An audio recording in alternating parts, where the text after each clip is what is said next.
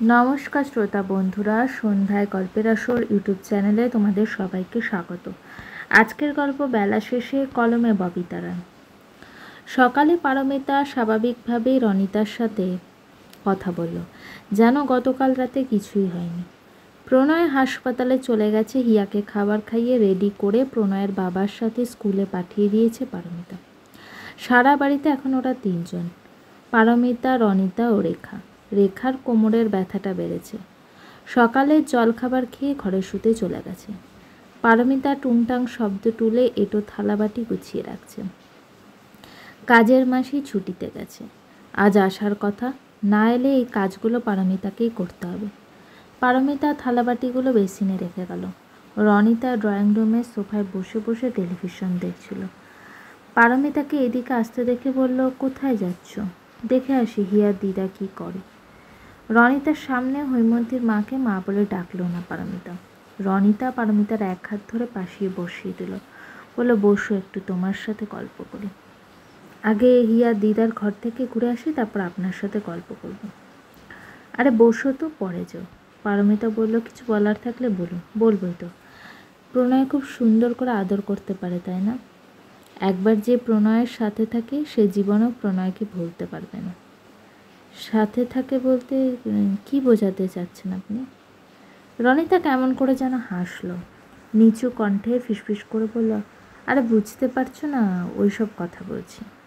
পারমিতা সরাসরি বলল, অভিজ্ঞতা আছে নাকি?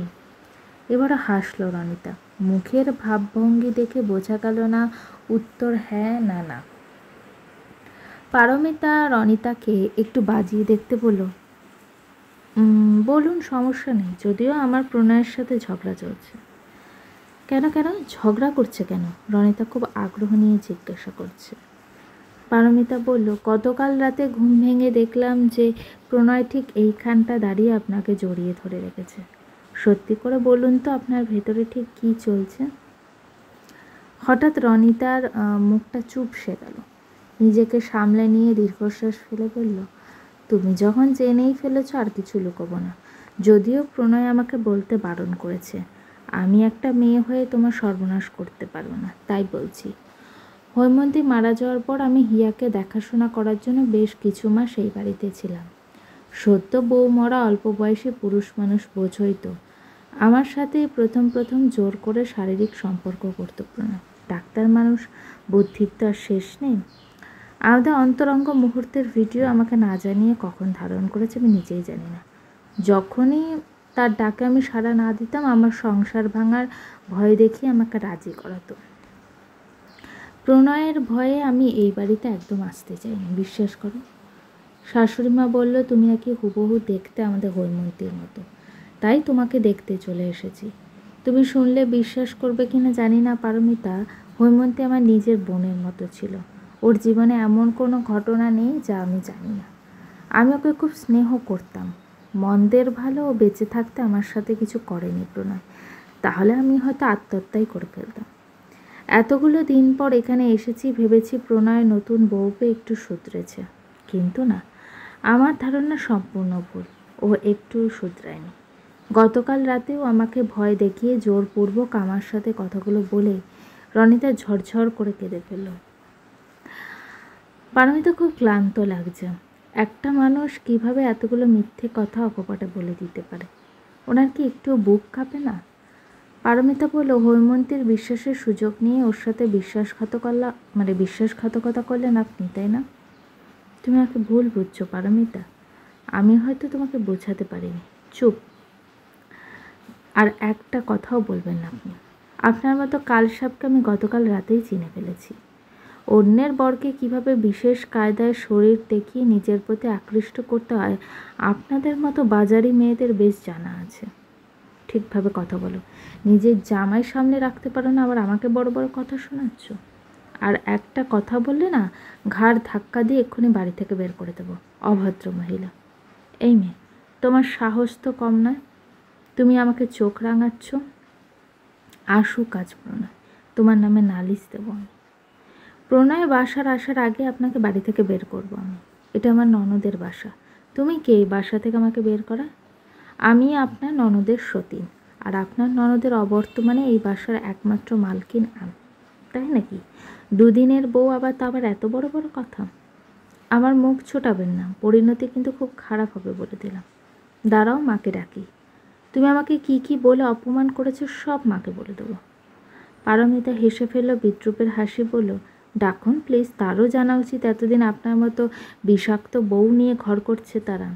মা, ও মা, একবার বসার ঘরে আসুন প্লিজ।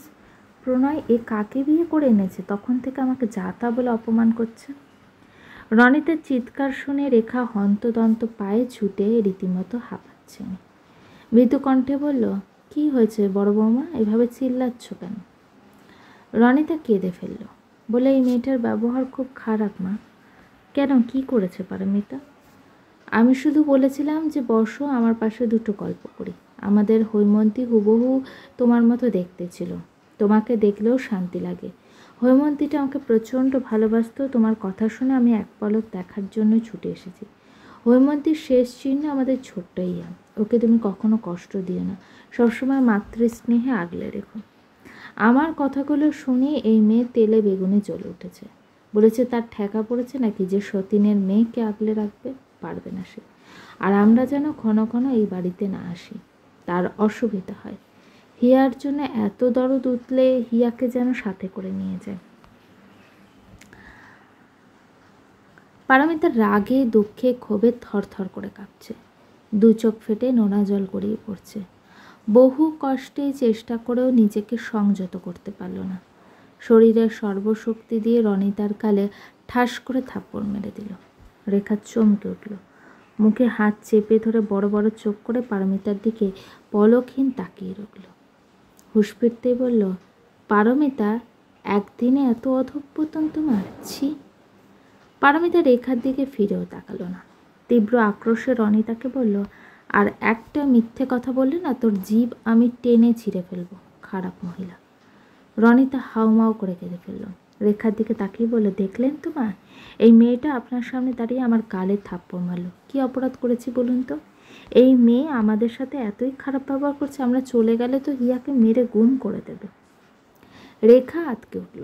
পারমিতার রাগে শরীর জ্বলছে। একটা মানুষ একের পর এক এত মিথ্যে কথা কিভাবে বলতে পারে?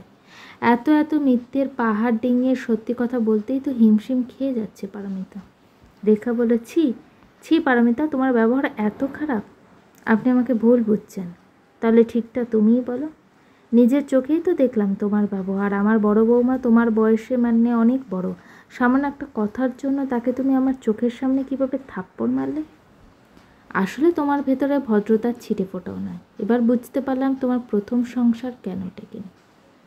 পারমিতা বলে, অনেকেই বলে ফেলেছেন, এবার আমাকেও বলতে দিন। কি বলবে তুমি, কি বলার আছে তোমার? তোমার সাথে তো কথা বলতেই রুজিতে বাজছে আমার। আসুক প্রণয় বাসায়, প্রণয়কে বলে হিয়াকে আমি আজকেই নিয়ে যাব। এই মহিলার জন্য আপনি আমাকে ভুল বুঝছেন তো? ওকে, সমস্যা নেই। চলে যাওয়ার আগে জেনে যান যে আপনার বড় বৌমা কতটা ভালো মানুষ। উনি এতই ভালো মানুষ যে অন্যের স্বামীকে গভীর রাতে ডেকে নিয়ে আষ্টে পৃষ্ঠে জড়িয়ে ধরে রাখে। এসব কি বলছো তুমি? কাকে ধরেছ বড় বৌমা? রনিতা শুকনো ঢোক চিপে রেখার এক হাত ধরে ফেলল। ঘরে চলুন মা, আমি আপনাকে সবটা বুঝিয়ে বলছি। পারমিতা রেখার আরেক হাত ধরে ফেলল, বলো, ঘরে যাবে কেন? সাহস থাকে তো যা বলার এখানেই বলো, আমিও শুনি আর কি কি মিথ্যে কথা বলতে পারিস তুই। তোকে তো আমি জুতো পেটা করে এই বাড়ির থেকে বের করবো আজকে। রেপা চাপা কণ্ঠে বলল, মুখ সামলে কথা বলো পারমিতা। পারমিতা তাচ্ছিল্য হাসি দিয়ে বলল, দুধ কলা দিয়ে কালসাপ পোষার গল্পটা শুনেছিলেন তো মা? এই মহিলাও আস্ত একটা কালসাপ, যাকে আপনারা দুধ কলা দিয়ে বছরের পর বছর পুষেছেন। বিনিময়ে আপনার একমাত্র মেয়ের মৃত্যুর কারণ হয়েছে এই মহিলা। পারমিতার কথা শুনে দুজনেই চমকে উঠল। রেখা অস্ফুট স্বরে বলল, এইসব কি বলছো তুমি?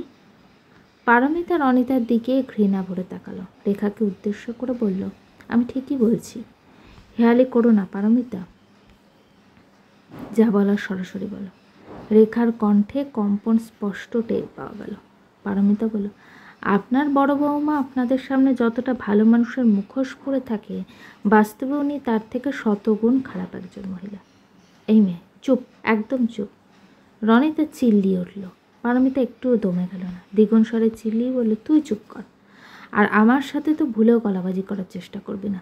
আজ তোর মুখোশ আমি টেনে খুলব, কোথাও মুখ লুকোনোর জায়গা পাবি না, ইতর মহিলা। রনিতা আবারও রেখার এক হাত শক্ত করে চেপে ধরল। মরিয়া হয়ে বলল, আপনি ঘরে চলুন তো মা, এই মেয়ে আস্ত পাগল, কি বলতে চাইছে কি বলছে ওর মাথার ঠিক নেই। অপমানে পারমিতার গা চিরবির করে উঠল। রনিতাকে বলল, আমি পাগল হই আর যাই হই, তোর মতো প্রতারক না আর বিশ্বাসঘাতক নয়। রেখা বলে, কি হচ্ছে কি, তখন থেকে কি নিয়ে কথা বলছো তোমরা, আমাকে স্পষ্ট করে বলো তো। পারমিতা দীর্ঘশ্বাস ফেলে বলল, আমার মুখের কথা তো বিশ্বাস করবেন না, আপনার প্রিয় বৌমার মুখ থেকেই না হয় আসল সত্যটা জানুন, একটু অপেক্ষা করুন, আমি আসছি। রনিতা ভীতু কণ্ঠে বলল, কোথায় যাচ্ছ তুমি? পারমিতা একটু ভেবে রেখাকে বলুন, আপনিও চলুন আমার সাথে। রনিতা কিছু বলার আগেই রেখাকে বগল দাবা করে ঘরে নিয়ে গেল। রনিতা কৌতূহল চেপে রাখতে পারল না, ওদের পিছু পিছু ছুটে গেল। রনিতাকে ঘরের বাইরে রেখে সশব্দে ভেতর থেকে দরজা আটকে দিল পারমিতা। রনিতা বেশ নাটকবাজ, ভালো নখরা জানে। রেখাকে অডিও রেকর্ডটা হয়তো ভালো করে শুনতেই দেবে না, কোনো রকম রিস্ক নিতে চাইল না পারমিতা। রেখা ক্লান্ত শরীরখানা বিছানা এলিয়ে দিয়ে বসল। পারমিতাও রেখার পাশে নরম স্বরে বলল, এই ক্লিপটা খুব মনোযোগ দিয়ে শুনুন মা। রেখা ফোনটা হাতে নিল। ফোনে রনিতার কণ্ঠ, খুব আবেগঘন কণ্ঠে চটপট স্বরে প্রণয়ের সাথে কথা বলছে রনিতা। রেখার কৌতূহল ব্যাপক বেড়ে গেল। বাইরে থেকে জোরে জোরে ধাক্কা দিচ্ছে রনিতা, কারো যেন দরজাটা খোলার কোনো তাড়াই নেই। পুরো রেকর্ডটা শুনতে শুনতে মুখে আঁচল গুজে কেঁদে ফেলল রেখা। ভয়, আতঙ্ক, হতাশা পুরোপুরি গ্রাস করে নিল রেখাকে। হৈমন্তীর সুখের সংসারে নীরবে নিস্তব্ধে তার বড় বৌমা ঠান্ডা মাথায় আগুন লাগিয়ে দিয়েছিল। না জানি মেয়েটা কতটা কষ্ট পেয়েছে, ভেতরটা জ্বলে পুড়ে ছারখার হয়ে গেছে, অথচ মুখ ফুটে কাউকে বলেনি মেয়েটা। ইস, তিনি মা হয়ে কেন মেয়ের গোপন আর্তনাদের কথা বুঝতে পারল না? কেন মানুষ মানুষের সুখ সহ্য করতে পারে না শুধুমাত্র হিংসাত্মক হয়ে কত জঘন্য একটা কাণ্ড ঘটিয়ে ফেলেছে বড় বৌমা। অথচ এই বউকে অনি সব বউয়ের থেকে বেশি স্নেহ করেছে, নিজের সংসারের যাবতীয় জিনিস এই বউকেই দিয়েছে। হৈমন্তীটা তো কম ভালোবাসেনি তার বড় বৌদিকে, কত গোপন কথা ছিল যা কোনোদিনও মায়ের কাছেও বলেনি, অথচ বড় বৌদিকে অন্ধের মতো বিশ্বাস করে বলে দিত। কখনো একটা জিনিস কেনেনি হৈমন্তী, যা কিন্তু সব দুটো করে, একটাও নিত, এক একটা বড় বৌমাকেও দিত। বিয়ের পরও এমন করতো। এই নিয়ে মাঝে মাঝে মেয়ের সাথে রেখা রাগ করতো যে হৈমন্তী মায়ের কথা শুনতো না। হৈমন্তীর সব কিছুতে ভাগ বসাতে বসাতে স্বভাব এতটাই খারাপ হয়ে গেছিল যে শেষ পর্যন্ত হৈমন্তীর বরকেও ছাড়েনি। হৈমন্তীর বর যখন বড় বৌমার ডাকে সাড়া দেয়নি, তখনই নোংরা একটা খেলা খেলল। হৈমন্তীর চোখে প্রণয়কে খারাপ বানিয়ে নিজে মহান সাজল, আর বোকা মেয়েটা নিজের মরকে ভুল বুঝে মৃত্যুর আগ পর্যন্ত শুধু কষ্টই পেয়েছে। রেখার কিছু ভাবতে পারছে না, মাথা ফাঁকা ফাঁকা লাগছে, চোখের জলে সব কিছু ঝাপসা দেখছে। এই কথাগুলো যদি বড় বৌমা নিজের মুখে স্বীকার না করতো, তাহলে হয়তো পারমিতার মুখের কথা জীবনেও বিশ্বাস করতো না রেখা। বিশ্বাস করবেই বা কী করে? এটা কি কোনো বিশ্বাসযোগ্যের কোনো কথা? রেখা নিজেকে সামলে রাখতে পারল না, পারমিতার এক হাত জড়িয়ে ধরে হাউমাউ করে কেঁদে ফেলল। পারমিতারও দু চোখ ভিজে উঠল।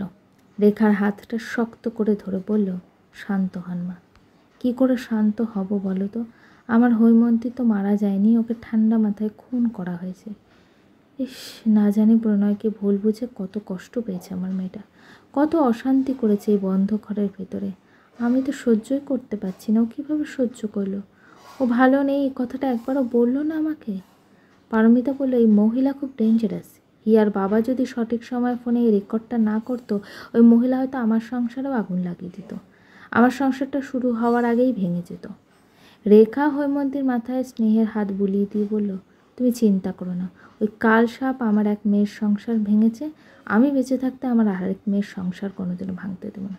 যদি আর কখনো ও এই বাড়িতে আসার চেষ্টা করে, আমি বলে গেলাম, ঘাড় ধাক্কা দিয়ে বের করে দেবো। রেখা চোখের জল মুছে ঘরের দরজা খুলতে দেখল রনিতা দরজার পাশে ওত পেরে দাঁড়িয়ে আছে। হঠাৎ রেখাকে দেখে হকচকিয়ে গেল রনিতা। রনিতা কিছু বুঝে ওঠার আগেই রেখা ঠাস ঠাস করে থাপ্পড় মেরে দিল রনিতার গালে। বলে, ছি ছি ছি ছি ছি, তুমি এতটা নিচে নেমে গেছো? তোমার কী ক্ষতি করেছিল আমার হৈমন্তী? ওর বিশ্বাসের সুযোগ নিয়ে কেন ওর পিঠে ছুরি মারলে তুমি? তোমার একবারও কি বুক কাঁপলো না? মনে হলো না যে যা করছো ভুল করছো, অন্যায় করছো, পাপ করছো? রনিতা ঘাবড়ে গেল, চোখে মুখে স্পষ্ট ভয়ের ছাপ। ভীতু কণ্ঠে বলার চেষ্টা করলো, আপনি আমাকে ভুল বুঝছেন না। রেখার খুব ক্লান্ত লাগছে, জোরে জোরে নিঃশ্বাস নিল, বলে আর কত মিথ্যা কথা বলবে বড় মামা? এত নিখুঁতভাবে অভিনয় করো, একটু কি ক্লান্ত হও না? আপনি আমার কথা শুনুন, এই মেয়েটা আমার নামে মিথ্যা কথা বলে ভুল বুঝিয়েছে আমাকে। চুপ, একদম চুপ। আমি তো ওর কোনো কথা শুনিনি, আমি তোমার কথা শুনেছি। তোমার সাথে কথা বলতেও ঘৃণা লাগছে আমার। ছি ছি ছি ছি ছি, তুমি আমার বড় খোকার নামে এত বাজে বাজে কথা বললে কিভাবে? তুমি আমার মেয়ের সংসার ভেঙেছো, আমিও তোমার সুখের সংসার নিজের হাতে ভেঙে দেবো। তখন হাড়ে হাড়ে টের পাবে যে নিজের সংসার ভাঙার যন্ত্রণা কতটা। আবারও বিয়ে দেবো বড় খোকাকে আমি। তোমার মতো নষ্টা চরিত্রের বইয়ের দরকার নেই আমার ছেলে। যার সাথে এতগুলো বছর সংসার করেছো, যার বাচ্চার মা হয়েছো, তার নামেই অন্যের কাছে বদনাম করছো। ছি! রনিতা কোনো উপায় না পেয়ে কাঁদতে কাঁদতে আচমকা শাশুড়ির পা দুটো জড়িয়ে ধরল। বলল, আমি না হয় না বুঝে একটা ভুল করে ফেলেছি, আমার এত বড় ক্ষতি করবেন না মা। রেখা বিদ্রুপ করে বলে, এত বড় অন্যায় করার পরও বলছো না বুঝে ভুল করেছো? আর কত নিচে নামবে তুমি? আর কত মিথ্যে কথা বলবে? রনি তার শাশুড়ির পায়ে লুটিয়ে পড়ল, বলল, শেষ একটা সুযোগ দিন মা, দয়া করুন আমাকে, হাত জোর করছি, ভিক্ষা দেন আমার সংসারটা। এই বয়সে কোথায় যাব আমি, স্বামী সন্তান পেলে? অন্তত আমার বাচ্চার দিকে তাকিয়ে হলে আমাকে শেষ একটা সুযোগ দিন। আমার বুক খালি করার সময় মনে ছিল না? তবুও তো তোমার বাচ্চা বেঁচে থাকবে, মন চাইলে যখন তখন দেখতে পারবে, তুমি মা ডাক শুনতে পারবে। অথচ আমার হৈমন্তীটা। রেখা আবারও ঝরঝর করে কেঁদে দিল। রেখা মানতেই পারছে না যে তার বড় বৌমার কোমল মুখের আড়ালে ভয়ঙ্কর কুৎসিত একটা রূপ আছে। রনিতা শাশুড়ি পা ছেড়ে উঠে দাঁড়ালো। রেখার মুখোমুখি দাঁড়িয়ে জেদি কণ্ঠে বলল, আপনি যদি ভুলেও এই কথাগুলো আপনার বড় ছেলেকে বলেন, আমার সংসার যদি সত্যি সত্যিই ভেঙে যায়, ভগবানের দিব্যি কেটে বলছি, আপনার সামনে দাঁড়িয়ে আমার ছেলে মেয়েকে সাথে নিয়ে আত্মহত্যা করব। রেখা স্তব্ধ হয়ে গেল, বুকে হাত চেপে ধরলে, পেট পাকাচ্ছে, গা গোলাচ্ছে, প্রচণ্ড বুকে ব্যথা করছে, শরীরে ঘাম দিচ্ছে, কি করবে বুঝতে পারছে না। রেখা পড়ে যেতে নিল, পারমিতা চট করে ধরে পড়ল। রেখা অস্ফুট স্বরে বলল, আমাকে একটু ঘরে দিয়ে আসো। যাওয়ার আগে রনিতার উদ্দেশ্যে চাপা কণ্ঠে বলল, আর জীবনে কখনো যদি প্রণয়ের আশেপাশে তোমাকে দেখি, কিংবা এই বাড়ির আশেপাশেও দেখি, তাহলে আমি তোমাকে নিজের হাতে ভয়ঙ্কর শাস্তি দেবো। এক্ষুনি আমার চোখের সামনে থেকে চলে যাও তো।